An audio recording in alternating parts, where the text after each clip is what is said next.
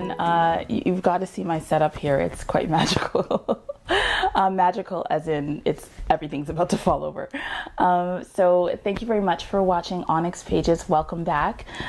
For those of you who are new to the channel, thank you very much for your subscriptions. I really appreciate that you want to be a part of this circle.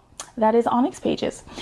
So I'm a Jerry, and I was invited by Dee Dee of Brown Girl Reading to participate in Read So Lit 2018, and this is my first opportunity to participate, and I'm really excited, and I feel really honored to have been invited to share a video with you all as a part of this really important booktube event. As you know, February is Black History Month, also known as African Liberation Month, also known as Black Futures Month for the Afrofuturists in the house. And I definitely celebrate it, although I am part of the camp that believes that the shortest and coldest month of the year should not be the one that's dedicated to African peoples. In fact, African liberation, Black futures, and Black history should be a part of what we think about all the time. But in the meantime, I really appreciate that we have this month dedicated to us.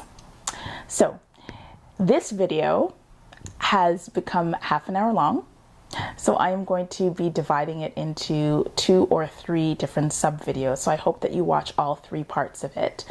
But this video is called Our Love is Lit, and the purpose of this video is to share with you books that represent different kinds of Black love. Black love between lovers, Black love between parents and their children, Black love between people and their communities, people and their traditions, people and the planet, and people and themselves. So I have an interesting smattering of fantasy, science fiction, magical realism. Toward the end of the video, there's some sexy and saucy character interactions that I will point you to. So if you're in the mood for a little bit of that, you can definitely find it here. I hope that this video introduces you to new authors and more writing within the Afrofuturist genre. And without any further ado, let's get started. Bye. So the very first book that I want to talk about is Falling in Love with Hominids, and love is in the title, so obviously this was an easy one for me. This book is it's a collection of short stories written by my favorite author, Nalo Hopkinson, and Falling in Love with Hominids, and I think she actually says this in the introduction to the book. Humans are imperfect, and there are things about us that are problematic. We are doing things to the planet that aren't great. We are doing things to each other that hurt and harm. And yet there is a beauty within us. And Falling in Love with Hominids, each story gets at some form of beauty. My favorite story in this is called Flying Lessons, and it's a very short story on a difficult topic. It's a story about a little girl who finds a way to survive abuse that she's experiencing. There are a number of different stories that are very specifically about love and love relationships and even sexual relationships. And then there are stories that are about love of self, love of humanity, love of the community, and the opposite of that as well. So Nalo Hopkinson herself, in the interview that I did with her, said that if you're new to her work, she would actually recommend that you start with Falling in Love with Hominids, because it gives you a taste of a number of different styles of her writing, and also the way that she treats contemporary topics. So Falling in Love with Hominids is definitely a recommendation that I have for Our Love is Lit. The next one, I have a lot over here. The next one is Zara the Windseeker, and this is a YA fantasy novel written by Nnedi Okorafor, and what I think this book represents in terms of the theme of love, we follow Zara, who is a young girl who realizes throughout the novel that she has a magical power. And it really is, in some ways, a coming of age story, but also coming into your own power as a young Black girl living in a African city slash village, and trying to figure out what it means to be intrinsically powerful, to have power from within. And she gets into a lot of different a lot of different predicaments along her journey. And in those predicaments, in order to move through them, she has to find a way to love herself and to also love this power that she's discovering incrementally. It's a really, really beautiful story. It is, it's rich in color and texture and atmosphere. And I really, really, really loved it. So Zara the Windseeker. It's also a really good beginner for those of you who are new to African fantasy or Afrofuturism or magical realism within an African context. I think, was a really good introduction for me. So also for you YA buffs, this is another YA novel. It's called The Chaos, again by Nalo Hopkinson. And here, I forget what the protagonist's name was. Oh, her name is Scotch. I absolutely love this protagonist. I find her, she's sassy, she is, she's smart, she's talented, she is trying to find her way because she's bullied a lot at school.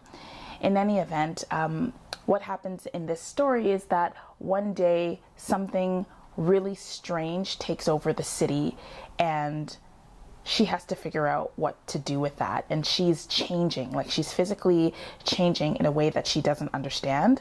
And she's kind of turning into this being that she doesn't understand.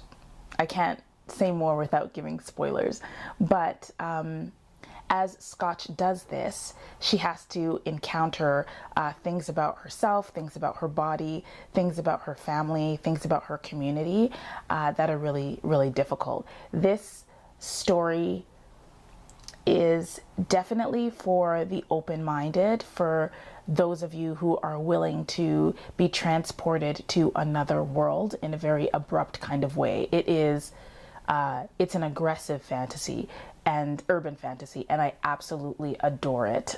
So this is The Chaos by Nalo Hopkinson, and in here Scotch figures out how to love herself even as herself changes. So now we're going to move on from self-love to books that talk about love of community or love of people, our people. So the first one is An Unkindness of Ghosts by Rivers Solomon. I read this last month and I'm still breathless from it. The protagonist is Aster. Aster lives on a ship called the HSS Matilda, which is traveling from a planet on a course to another planet. The trip is supposed to last 300 years. And the ship, the HSS Matilda, is arranged in a class caste system that mirrors the antebellum South. So for those of you who are unfamiliar with that concept, this is slavery era, you know, plantations and Africans being enslaved by Europeans in North America. And so Aster is a smart woman in her 20s trying to figure out how to deal with the passing of her mother, and also how to deal with the consequences and circumstances that she and her community members find themselves in on this ship.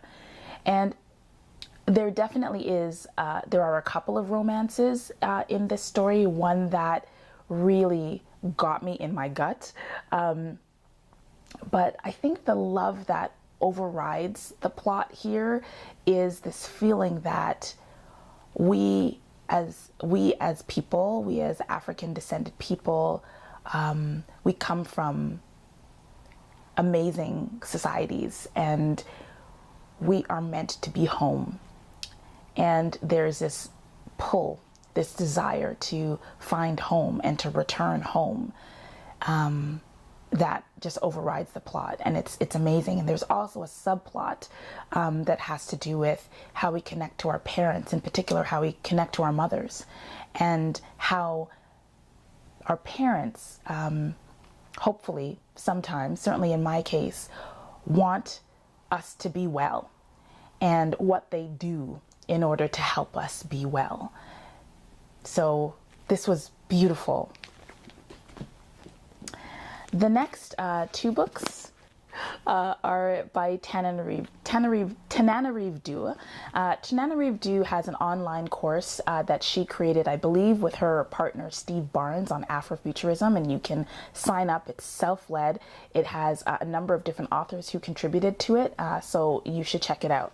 So this is, I think this series is called the Ancient Africans series. I really should have done my work to figure out what this was called. But anyway, this, My Soul to Take is one of a duology. So there's My Soul to Take as well as My Soul to Keep.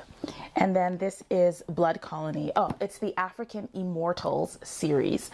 And basically this series is about vampires and Ethiopia and North America, and what happens when you discover that the blood of a species can cure another species. What happens when that happens? But while this is a really amazing set of books, an amazing world that Tananarive Due has built, the purpose of me introducing this book for the purposes of this video is that there's a very, very strong sense of a love of history and survival, a preservation of the ways that we used to be. And so in these books, specifically in Blood Colony, there is an intentional community that has been created in order to preserve a way of life.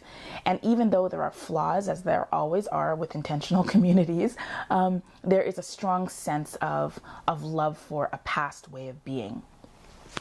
And that past way of being happens to be connected to Ethiopia. So for those of you who are interested in fantasy, but also like historical fiction, this is a historical fantasy. So there are elements to actual tensions between communities and countries that sort of bubbles up in this series. So that's the African Immortal series. Okay, so I don't think that I've talked about Dr. Karen Lord yet, but Dr. Karen Lord is an author out of Barbados, and she has written a number of different books. I currently have Redemption in Indigo as one that I want to read in the next couple of months, but this is The Best of All Possible Worlds. And here we follow a protagonist who is trying to figure out how to help a people relocate. So there's been a natural disaster, and now there's a group of sort of politicians, scientists, engineers who are on a spaceship, who are traveling to different colonies to figure out where this displaced people can now live. So they need to find a place that has the proper environmental, social, political, and spiritual conditions so that they can put down roots again and continue the civilization. Now, as with many science fiction tropes that are about a people moving from one place to another, it definitely brings up colonization, which many science fiction books don't actually interrogate, because colonization obviously means displacement of an indigenous group and the replacement of that group by often a parasitic community. But so that is definitely a part of what's going on. Definitely a part of what's going on here. But there are, in addition to that, so definitely read it critically, but in addition to that, there are stories again of love of home and love of a people, and what does it mean to reconnect to where you came from, or to start over. There's also an asexual character here, and the way that Dr. Lord deals with this character is so fun. The protagonist is sarcastic and brilliant. She's a Black woman with natural hair flying through space, and that just gives me all the feels. So that is The Best of All Possible Worlds.